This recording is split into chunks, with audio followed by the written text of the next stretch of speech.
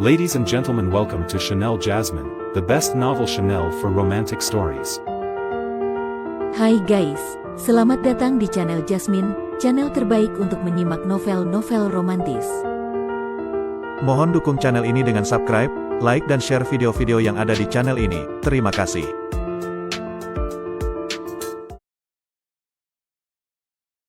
Kaisar Agung Seni Bela Diri Bab 1254. Selama setengah tahun terakhir, Luo Xiu terus mencari tahu keberadaan Duan Kong dan yang lainnya, namun hasilnya tetap nihil. Kota kuno Dahuang telah hancur, klan kuno Huang telah menjadi sejarah, dan dua tempat suci terkuat keluarga Tian Huang dan wilayah Pedang Wuji juga telah berubah menjadi puing. Seluruh sejarah langit bintang alam Huang seolah telah memasuki zaman baru. Perseteruan di puncak piramida kekuatan sebenarnya tidak terlalu berdampak bagi para kultivator di bawah, karena sekte-sekte dan keluarga-keluarga yang dulu bergantung pada klan Huang, keluarga Tian Huang, serta wilayah Pedang Wuji kini dipaksa tunduk pada kekuatan baru yang bangkit. Duan Kong dan yang lainnya berkaitan erat dengan wilayah Pedang Wuji, maka pencarian informasi mengenai mereka di alam Huang sangat berisiko karena Luo Xiu bisa saja dicurigai sebagai sisa-sisa dari kekuatan yang telah dihancurkan. Meski berbahaya, Luo Xiu tetap melakukannya. Maka saat ia mendapatkan sedikit petunjuk, ia pun segera bergerak. Kota Fei Huang adalah kota baru yang dibangun di atas reruntuhan kota kuno Dahuang. Di sebuah ruang pribadi di lantai 2 rumah makan di kota tersebut, Luo Xiu bertemu dengan seorang wanita yang masih memesona. Wanita itu tampak berusia 30-an, dengan tubuh montok dan pakaian santai, matanya menggoda penuh rayuan. Kudengar kaulah yang mencari orang-orang ini. Begitu Luo Xiu masuk ke ruangan, wanita itu langsung mengangkat tangan, memunculkan bayangan beberapa orang menggunakan kekuatan daunnya. Karena Luo Xiu memang menyebarkan informasi pencarian lewat perantara, dia tak merasa terkejut dengan tindakan itu. Benar, kudengar kau punya petunjuk. Tanya Luo Xiu. Petunjuk itu bisa dibilang ada, bisa juga dibilang tidak. Wanita itu tersenyum menggoda, bibir merahnya melengkung memikat. Kau sedang bercanda denganku. Suara Luo Xiu tenang namun tegas, tak suka dengan jawaban ambigu seperti itu. Dengan kekuatan spiritualnya, ia bisa merasakan bahwa meskipun wanita itu menyembunyikan auranya, tingkat kultivasinya paling tidak sudah mencapai level 9 roda, bahkan mungkin lebih tinggi. Dan kultivator di atas tingkat itu bukanlah hal biasa. Aku tidak bercanda, jawab wanita itu, aku memang tidak tahu di mana mereka berada, tapi aku tahu mereka masih hidup. Apakah jawaban ini cukup membuatmu puas? Selain itu, jika aku tidak salah menebak, penampilanmu sekarang bukanlah yang asli, bukan? Orang-orang yang kau cari itu semuanya berkaitan dengan seorang bernama Luo Xiu. Maka, tidakkah seharusnya aku memanggilmu Tuan Muda Luo? Lanjut wanita itu, ucapannya begitu mengejutkan. Apa maksudmu? Luo Xiu duduk tenang di hadapan wanita itu.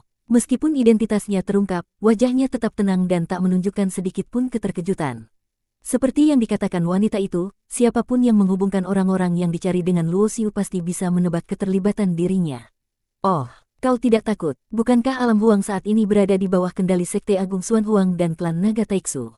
Menurutku, kau adalah salah satu jenius dao abadi yang paling dicari oleh kedua kekuatan itu. Wanita itu menyipitkan mata, seolah heran melihat Luo Xiu yang tetap santai. Sepertinya kau tahu banyak hal. Kau tahu siapa aku, tapi aku tidak tahu siapa dirimu. Bolehkah aku tahu siapa nama gadis ini? Luo Xiu tersenyum ringan. Gadis, apa aku kelihatan seperti gadis kecil bagimu? Senyum wanita itu menghilang seketika, dan ia menatap dengan mata tajam. Kalau begitu aku harus memanggilmu apa? Pendekar wanita, rekan dao, kakak, atau nenek. Canda Luo Xiu santai, karena dari auranya, ia tidak merasakan sedikit pun niat jahat darinya. Kau ini ya, jangan keterlaluan. Wanita itu berdiri dan memukul meja, jangan lupa, kau masih berhutang satu budi padaku. Saat ia menyebutkan hal itu, pupil mata Luo Xiu menyempit, dan ia pun menyadari siapa wanita ini. Ia memang belum pernah melihat wanita ini dalam wujud dewasanya, tapi ia pernah melihatnya saat masih kecil. Hehe, jadi kau adalah Dewi Yunxuan, kata Luo Xiu langsung, menebak identitasnya dengan tepat. Baru sekarang kau sadar. Wanita itu, Yunxuan, cemberut dan tampak tak puas. Sudah lama tak jumpa, kau sudah tumbuh banyak rupanya, balas Luo Xiu dengan senyum tipis. Luo Xiu kembali tersenyum sambil bercanda, dan begitu ia mengetahui identitas wanita itu, perasaannya pun jadi jauh lebih santai. Sejak awal pertemuannya dengan Yunxuan, ia memang tidak merasakan sedikit pun niat jahat darinya. Namun, ia tidak menyangka bahwa setelah dewasa, Yunxuan akan tumbuh menjadi wanita matang dan menggoda, penuh pesona dewasa yang bahkan mampu menandingi kecantikan Shen Bingyu, Qi Yuyong, Yue maupun Siruo dengan tambahan daya tarik yang menggoda hingga menusuk hati.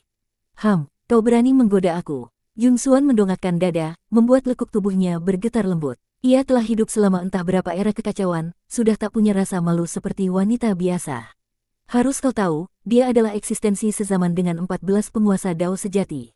Luo Xiu tidak mengetahui semua itu, tapi ia sadar bahwa latar belakang Yun Xuan tidaklah sederhana. Aku memang punya nyali besar. Masa tidak ada yang pernah menggoda dirimu sebelumnya? Tanya Luo Xiu sambil menuangkan anggur ke dalam cawan, berpura-pura santai meski pikirannya waspada, mencoba menebak alasan wanita itu mencarinya.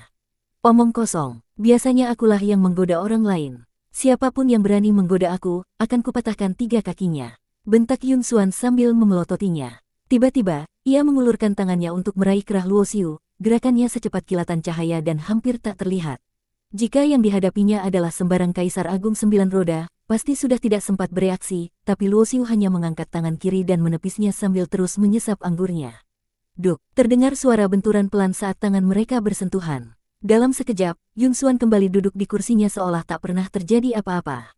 Kedua orang itu sama-sama memiliki kendali penuh atas kekuatan mereka, tak ada satupun kekuatan yang terlepas dari tubuh mereka, bahkan udara di sekitarnya pun tidak terganggu tingkat kendali yang luar biasa. Kau cukup hebat juga, cepat sekali kemajuanmu. Yun Xuan menatap Luo Xiu dengan takjub. Ia ingat betul saat dirinya baru memulihkan kekuatannya hingga tingkat 6 roda, Luo Xiu bahkan belum mencapai tingkat 5 roda. Dan kini, dalam waktu sesingkat itu, ia sudah selevel dengannya. Tapi bukan hanya Yun Xuan yang terkejut, Luo Xiu sendiri juga agak terkejut. Dari pertarungan singkat tadi, ia bisa merasakan bahwa Yun Xuan berada di puncak Kaisar Agung 9 roda sama sepertinya. Dalam level yang sama, Luo Xiu jarang menemukan lawan yang bisa bertahan satu jurus pun, namun wanita ini tak hanya mampu menahan, kekuatannya bahkan hampir setara dengannya. Itu berarti, Yun Xuan dengan level itu saja bisa menantang musuh di tingkat tertinggi.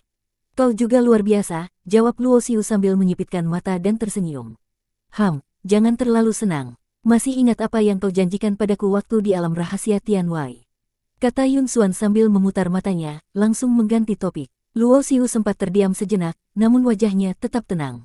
Ia tersenyum sambil mengangguk, tentu aku ingat. Saat itu, Luo Xiu memperoleh pecahan terakhir dari simbol Dewa King Tian dari tangan Yun Xuan. Dengan kekuatannya saat itu, wanita itu bisa saja merampas semua miliknya, namun ia tidak melakukannya karena itulah. Luo Xiu merasa berutang budi padanya. Kini Yun Xuan menyinggung hal itu, Luo Xiu pun paham bahwa saatnya tiba untuk melunasi utang tersebut. Karena kau masih tahu cara menepati janji, aku akan memberimu sedikit informasi. Senyum Yun Xuan tampak puas. Pertama, kabar buruk dulu. Saat wilayah Pedang Wuji dihancurkan, pasukan para Dewa Iblis yang berada di bawahmu banyak yang gugur. Tapi si Duan Kong yang setingkat dengan penguasa Dao masih hidup. Ia melarikan diri bersama beberapa orang tersisa berkat perlindungan dari gurumu, penguasa Dao sejati Wuji. Saat Luo Xiu hendak berkata-kata, Yun Xuan langsung mengangkat tangan dan berkata, aku tahu yang paling kau khawatirkan adalah para wanita tercintamu, dan sayangnya. Ia berhenti sejenak, wajahnya tampak sedih. Perasaan Luo Xiu langsung tenggelam. Mereka semua masih hidup. Yun Xuan langsung tertawa terbahak-bahak, wajah sedih barusan hanyalah sandiwara. Kau ini benar-benar, sudah hidup entah berapa era tapi kelakuan seperti anak kecil. Luo Xiu hampir tidak percaya, ia benar-benar hampir terpancing. Tapi ini jelas kabar baik jika para wanita yang ia cintai masih hidup dan telah lolos dari alam huang bersama Duan Kong, maka mereka mungkin dalam kondisi aman. Tentang korban jiwa dari pasukan Dewa Iblis, Luo Xiu tak terlalu mempermasalahkannya. Dalam dunia kultivasi, pertempuran dan kematian adalah hal yang tak terelakkan. Bahkan dirinya sendiri sudah lama siap menghadapi kematian. Namun ia juga memperhatikan sesuatu dari ucapan Yun Xuan tadi. Dia menyebutkan penguasa Dao sejati Wuji sebagai gurunya. Itu berarti, wanita ini tahu banyak tentang dirinya. Seolah membaca pikirannya, Yun Xuan tersenyum menggoda, dulu, di surga abadi, kau pasti pernah melihat citra Dao dari Raja Abadi. Aku memang bukan salah satu dari ke-14 itu, tapi aku punya identitas yang tidak akan pernah kau sangka. Mata Luo Xiu menyipit, dan rasa penasarannya pun makin membuncah. Bersambung.